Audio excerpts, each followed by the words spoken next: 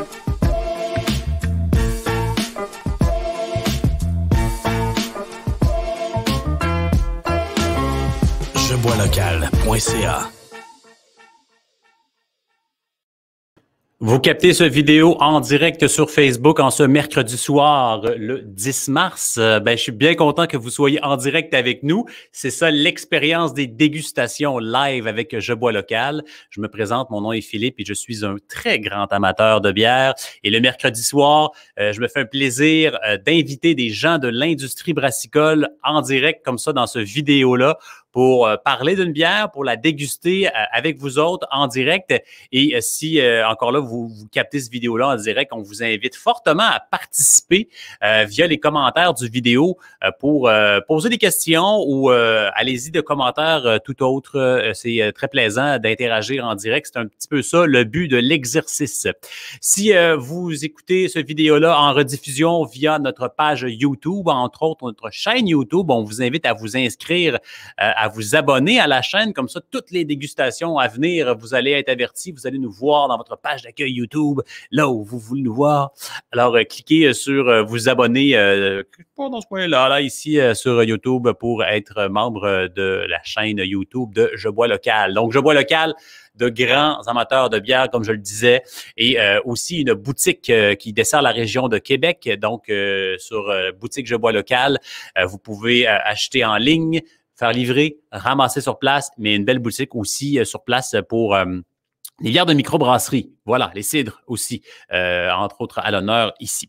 Ce soir, on va y aller avec une thématique Saint-Patrick. C'est la semaine prochaine, donc on commence déjà à s'enligner sur notre choix de bière pour la Saint-Patrick. Et s'il vous plaît, pas de colorant vert dans la bière. S'il vous plaît. On va y aller avec un style de bière qui est un stout ce soir, donc très anglais, et avec une brasserie qui s'appelle La Barberie, une brasserie qui est là depuis très, très longtemps dans le paysage brassicole québécois. Donc, sans plus tarder, je crois que j'ai mis la table à tout ça. Pourquoi, en fait, on vous parle de Barberie ce soir? C'est que Québec, le Table Gourmande, fait une belle thématique où les bières et la bouffe irlandaise sont associées ensemble et on va découvrir justement cet accord avec la Reine Élisabeth 2020 de la Barberie. Et je vais rejoindre immédiatement Bastien Tétu, qui est un des brasseurs là-bas à la Barberie. Salut Bastien! Bonjour, ça va bien? Ça va très bien. Comme je le dis tout le temps, moi, le mercredi soir, c'est mon moment préféré parce que je n'ai pas le choix d'ouvrir de la bière et de la bonne bière à part de ça. Donc là, tu me pognes dans mon moment le plus heureux de la semaine. Alors oui, ça va très, très bien.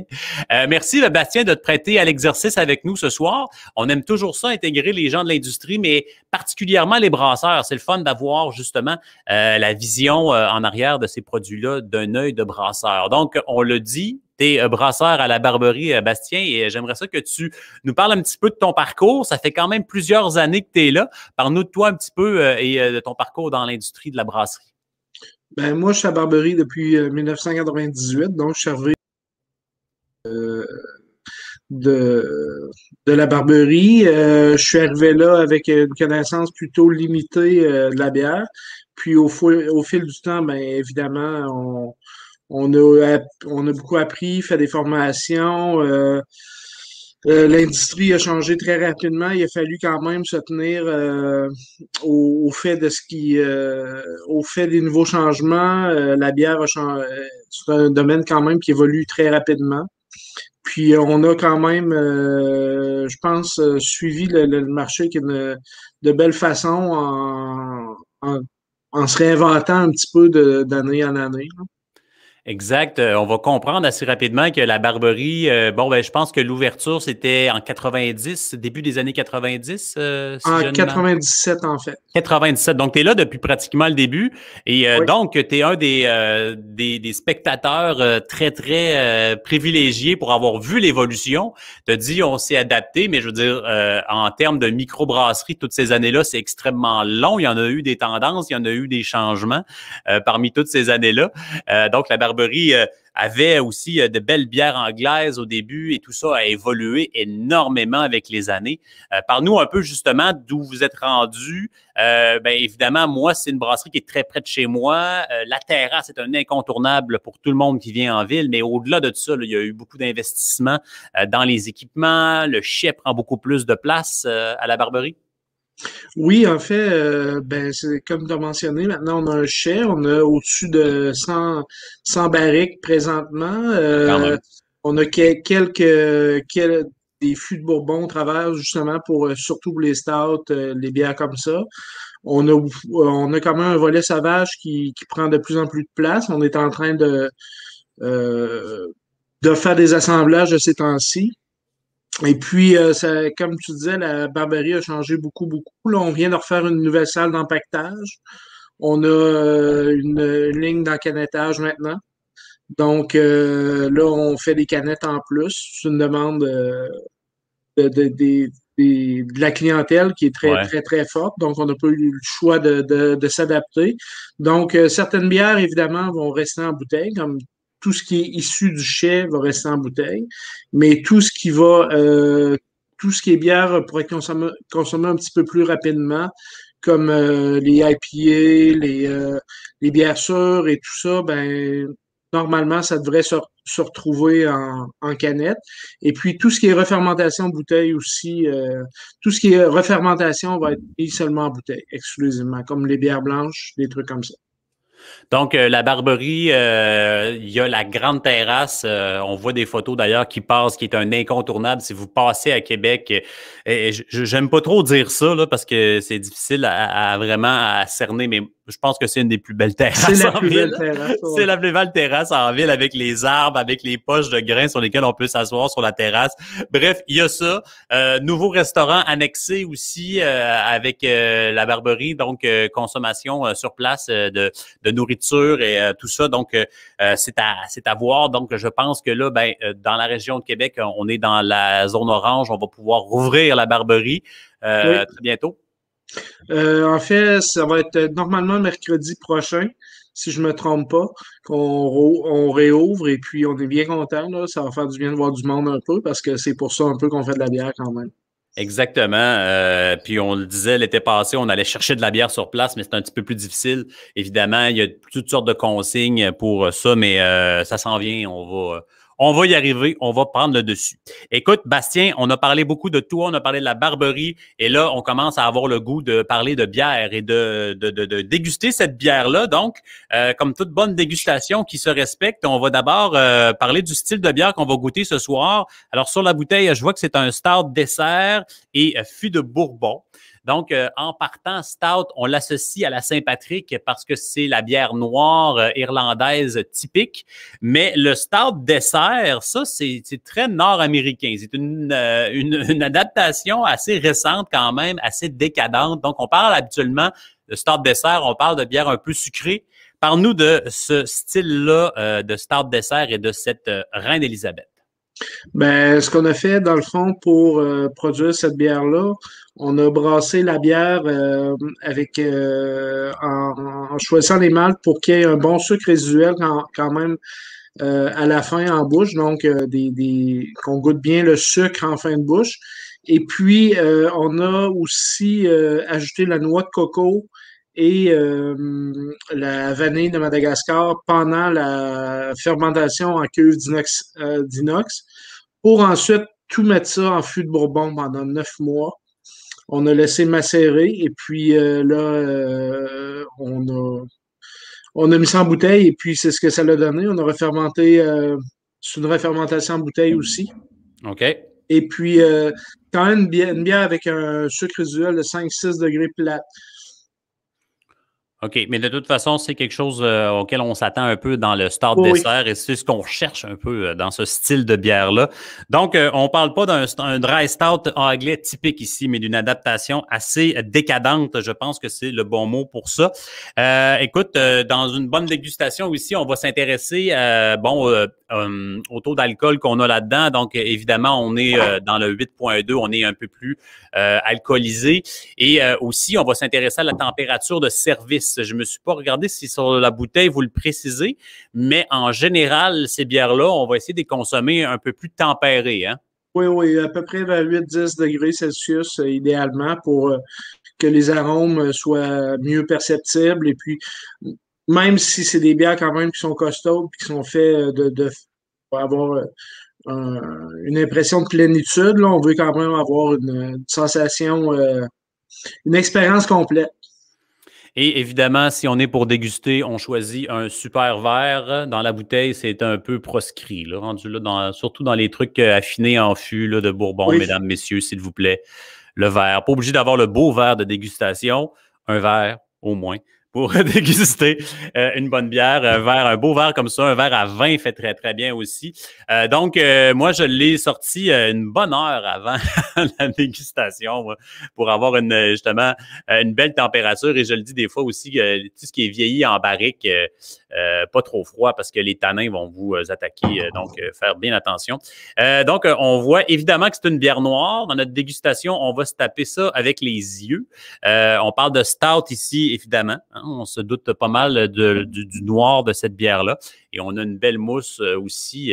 Et je regarde quand même, on a quand même un petit reflet dedans qui est un peu rubis. Donc, je sais pas si c'est la barrique qui donne un peu cet effet-là. Ben moi, de mon côté, je te dirais qu'elle est assez opaque ici, Très mais noir, c'est ça. Ben, j'ai des spots rouges un peu partout. C'est peut-être ça aussi qui change la couleur. Mais c'est très noir. mais c'est oui, mais c'est une bière quand même assez foncée. Il y a trois sortes de malt noir dans cette bière-là pour donner une espèce d'enrobage chocolaté au truc, là. Mm-hmm. Donc, puis il y a quand même un petit peu de malt torréfié aussi, pas torréfié, pardon, mais qui vont donner des couleurs un petit peu rouge-orangé dans cette bière-là, OK. comme du Munich, du cristal et tout ça, pour enrober la bière, pour lui donner un corps un petit peu plus complexe. OK. Fait que dans le fond, nos yeux se sont régalés. On voit aussi la mousse qui se dissipe un peu, mais qui est quand même un peu foncée, qui va bien avec ce beau breuvage qu'on a là. Maintenant, si on parle de nez, ça va être la prochaine étape dans cette dégustation parce qu'on veut pas brûler d'étape, évidemment. Donc, on va probablement s'attendre à un petit côté fruité. Hein? Ça se peut-tu? Et la barrique aussi. On a la barrique, on a la vanille, on a beaucoup aussi la noix de coco quand même, là, qui sort, mais puis on a quand même un petit fond de bourbon aussi qui vient nous chatouiller les narines. Déjà que l'affinage en fût de Bourbon amène des fois ce petit côté vanille-là, l'interaction avec le bois, souvent, ça donne un petit... Mais vous autres, vous avez mis de la vraie vanille aussi. Oui, Donc, de Madagascar. vraiment, au nez, là, c'est la vanille, je pense, qui domine en ce moment. Mais il y a une belle complexité. Là. Tu parles de noix de coco aussi. Là. Donc, on est vraiment loin d'un start régulier où habituellement, on va avoir vraiment le café là, qui Oui, oui. qui est l'arôme le plus prédominant. Là, ici, là, c'est vraiment... On sent le dessert. C'est ça, là, Ouais, exactement vers là qu'on s'en va. Là. on se rapproche vraiment du whisky, presque du rhum aussi, qui est très vanillé, très, très... Ouais. Puis avec là, vraiment, là, j'ai vraiment pogné aussi la noix de coco. Là. Prenez le temps, là, quand vous dégustez justement les bières comme ça, de résister à la tentation de goûter tout de suite, puis d'essayer d'identifier aussi. Quand on est en groupe, c'est vraiment intéressant d'identifier ce qu'on sent, mais quand tu disais là, la noix de coco, elle est là aussi, là, malgré la vanille. Donc, oui. Je peux te dire qu'on a mis des quantités assez phénoménales de noix de coco. Ah ouais. Nettoyer le fermenteur, c'était pas très le fun. Ah! Ça, c'est toujours le bout le moins glamour de l'histoire. Là. Nettoyer le fermenteur quand on met des fruits ou des trucs du genre. Hein, mais c'est une vraie réalité pour un brasseur. Ça, c'est sûr et certain. OK, donc maintenant, on est rendu là et on est rendu à goûter tout ça, je pense. Hein, maintenant qu'on a bien identifier les arômes qui sont là, qui nous laissent présager vraiment un beau dessert. D'ailleurs, le nom Reine-Élisabeth, je pense, fait référence à un dessert qu'on connaît bien oui. Qui porte le même nom. Puis pour l'histoire, c'est drôle, c'est quand même un dessert qui a été inventé à Québec pour C'est vrai? Pour la visite de la reine, ouais, qui a été inventée par le Château Frontenac à l'époque. La reine Élisabeth est née à Québec. Eh bien, Ouais, Bastien, ouais. tu me scies les jambes, je ne savais pas. On va être prêt pour déguster et depuis quelques semaines, j'invite Big Mouth Billy Bass qui s'occupe de vous distraire pendant que je goûte et que je puisse me dédier à cette tâche à 100%. Et ben, je lève mon verre à toi, Bastien, et à toute l'équipe de la Barberie qui travaille extrêmement fort depuis très longtemps et qui a su s'adapter aux nouvelles tendances et qui mérite d'être découvert. Si vous connaissez des produits de la Barberie depuis très longtemps, je vous le dis, là, on a une chance de vous faire découvrir quelque chose de nouveau, d'excellents produits. Donc, je lève mon verre à toute la gang de la Barberie et on goûte cette Reine Merci. Elisabeth édition 2020. First I was afraid, I was petrified. Kept thinking I could never live without you by my side. But then I spent so many nights thinking how you did me wrong, and I grew strong. And I learned how to get along, and now I'm back on the flack. Don't look surprised that I'm still singing, cause you know I have an act, can you believe? C'est important de prendre le temps. Hein? Quand on est stressé, là, on ne prend pas le temps de goûter comme il faut. Merci, Big Mouth Billy Bass. Performance incroyable quand même. On le voit encore, hein? Mon Dieu. Comment je le place habituellement pour qu'on ait pu le voir parce que c'est distrayant. Tu me suis toujours, Bastien? Je t'ai pas perdu? Oui, oui, ça va. Des fois, je m'égare. OK, donc on va vraiment commenter ce qu'on vient de goûter. On parlait de stout dessert. Hein? On a une idée en tête. Pastry stout en anglais. Vous allez goûter à des bières. Mais là, ici, cette version-là est barriquée et ça fait une bonne différence quand même. Là. On parlait d'une bière riche, mais là, ici, tout l'effet de la barrique amène un peu d'astringence et ça équilibre quand même. Là. Donc, moi, je n'ai pas le sucre que je m'attendais. C'est la première fois que j'y goûte. Là. Je m'attendais vraiment à quelque chose de très, très sucré. Je trouve que le passage en barrique lui donne un équilibre qui est vraiment, vraiment intéressant. Ben, moi, j'aime quand même bien, comme tu dis, le petit côté plus astringent de la barrique. Mais on perçoit quand même en arrière-fond le gras de la noix de coco, là, une espèce de corps très, très intense quand même de la bière. Là. Parce que c'est quand même... c'est peut-être aussi à cause que moi, j'ai vu la quantité phénoménale de noix de coco qu'on a mis dedans. Donc, oui, exactement. Puis quand on fait une dégustation, c'est super important de prendre plusieurs gorgées parce que on a souvent des sensations qui vont nous attaquer. Dans les IPA, c'est l'amertume. Fait que souvent, la deuxième, troisième gorgée vont avoir, on va voir un peu plus clair dans ce goût-là. Donc là, moi aussi, là, j'ai le côté très dessert là, qu'on sent qui est là. Côté vanille très présent aussi. Mais je reviens là-dessus. Là, le côté barriqué rend ça hyper facile à boire. Les stouts desserts, des fois, ça peut être extrêmement sucré. Ici, je trouve qu'il y a quelque chose de quand même bien équilibré. Ben merci. Puis il y a quand même le côté bourbon, scotch qui est quand même présent aussi en finale, en fait, là, je trouve. On a un petit peu la tag la vanille, noix de coco, puis à la fin, on a vraiment le bourbon, l'espèce de côté plus comment dire alcool. Plus on goûte vraiment le fût de bourbon, l'alcool. Oui, l'alcool, mais sans nécessairement sa brûlure, parce que on parle d'un 8% ici, mais jamais qu'on sent l'alcool là-dedans. Là. C'est tellement enrobé là, que l'alcool passe vraiment discrètement. Et je pense que quand on déguste aussi, c'est important de déposer le verre puis de voir aussi ce qui nous reste en bouche après.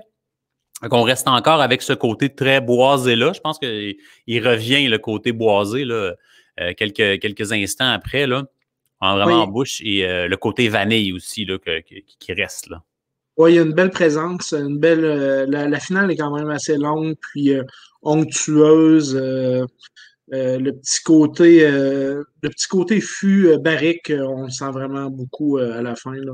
Écoute, moi, je trouve que c'est vraiment, vraiment un super beau produit parce qu'on est à mi-chemin entre un stout impérial, exemple, en fût de Bourbon, et un pastry stout dessert décadent, mais très sucré. On a comme un peu le meilleur des deux mondes dans ce produit-là. Quelque chose qui est assez complexe aussi. Les stouts impériales en fût bourbon, on le sent, le bourbon, mais il manque la complexité qu'il y a là-dedans, là, qui est vraiment, vraiment intéressante. Alors, je vous le conseille fortement, ce produit-là. Puis, je reviens là-dessus, mais le passage en barrique vient vraiment bien équilibrer la finale. Là. Tu sais, ça, c'est pas, à mon goût, à moi, c'est pas outrageusement sucré, en tout cas, en finale. Fait que ça reste facile à boire. Il y a beaucoup de sucre résiduel, mais c'est vrai qu'on le goûte moins peut-être à cause de la barrique, là, ce qui rend la chose assez intéressante et complexe aussi. Oui. La complexité, c'est ça que je trouve qui est le plus intéressant. Là. Puis vous avez quand même travaillé fort là-dessus. C'est pas comme une bière qu'on fait rapidement. Il y a déjà une bière de base qui est assez complexe, mais le passage en barrique, la réfermentation en bouteille, on a quelque chose de vraiment, vraiment intéressant ici à vous conseiller. Donc, comme je le disais en ouverture d'émission, si vous êtes dans la région de Québec, il y a Québec, le Table Gourmande, qui fait une association entre des bières de microbrasserie et des bouffes, évidemment, à préparer chez vous, donc des boîtes préparées pour la Saint-Patrick. Et ce produit-là fait partie d'un repas 3 services préparé par La Bourrache, qui est en fait le traiteur installé à la Barberie. Donc, vous pouvez aller sur le site web de Québec Table Gourmande pour réserver ça, aller chercher votre kit Saint-Patrick et déguster cette bière-là. Sinon, via Je Bois Local, notre boutique à Québec, on offre 10% de rabais. Si vous captez cette vidéo-là, dans la description du vidéo, vous allez avoir le code pour aller en profiter sur la boutique Je Bois Local. Écoute, j'ai le goût de te laisser quand même le mot de la fin, Bastien, pour nous parler de ce qui s'en vient de la Barberie. Moi, j'avais entendu dire que la ligne de canneuse, la canneuse en fait, la ligne dans le canettage s'en venait, donc tu me confirmes que c'est opérationnel, donc on va voir ces produits-là en canette, mais quoi d'autre à venir? Je sais que vous vous éclatez dans les nouveautés. Parle-moi un peu de ce qui s'en vient. On va avoir quand même quelques nouveautés du chai bientôt. On va avoir notre méandre, notre classique de chaque année qu'on fait un mélange de bière sauvage avec des barriques qu'on a assemblé. J'ai fait ça la semaine dernière. Et puis, la ressac aussi, sa petite sœur, dans le fond. C'est comme une deuxième passe sur les fruits pour avoir quelque chose de beaucoup plus tranquille, mais très en subtilité, mais tout doux, vraiment fait pour l'été, à boire justement sur la terrasse avec du soleil. Puis on a quelques surprises qui s'en viennent au niveau barrique, c'est-à-dire on a des collaborations qui s'en viennent, je peux pas en dire plus, mais ça s'en vient quand même probablement quelque part cet été ou cet automne. Donc, de belles nouveautés. Évidemment, pour tout savoir, il y a la page Facebook, mais vous avez également un nouveau site web avec toutes les bières si vous cherchez des produits. Et évidemment, depuis le temps que vous êtes sur le marché, facile de trouver de la Barberie un peu partout au Québec, dans les dépanneurs spécialisés, mais aussi dans les épiceries. En tout cas, s'il y a bien quelque chose qui vous a donné un avantage, c'est cette force-là de la distribution. Donc, facile à trouver Barberie dans votre coin de pays. Peut-être que les versions chais, peut-être plus dans les dépanneurs spécialisés, je ne sais pas, mais en tout cas, je sais qu'en général, c'est assez facile à trouver. Ouais, puis les canettes, ben là, on a aujourd'hui, on a fait de la milkshake IPA, puis cette semaine, on a fait de la New England. Donc, c'est ça. Ça s'en vient bientôt près de chez vous. Bientôt dans votre gorge, mesdames, messieurs. Merci beaucoup, Bastien, d'avoir fait ce petit bout avec nous.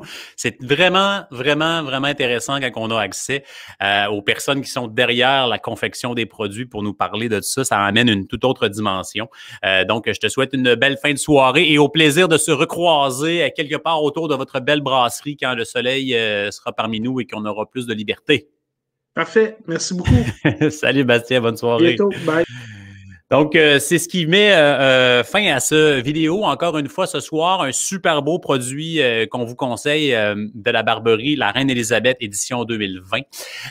Si vous écoutez mon vidéo sur YouTube, je vous rappelle de vous abonner à la chaîne pour voir toutes les dégustations au fur et à mesure qu'elles vont sortir, celles qui sont passées également.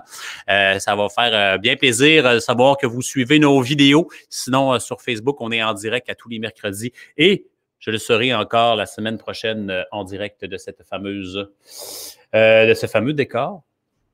Excellent quand même, hein? On n'en parle pas souvent. On ne voit pas beaucoup les bouteilles, mais ça commence à prendre du sens. Merci et bonne soirée.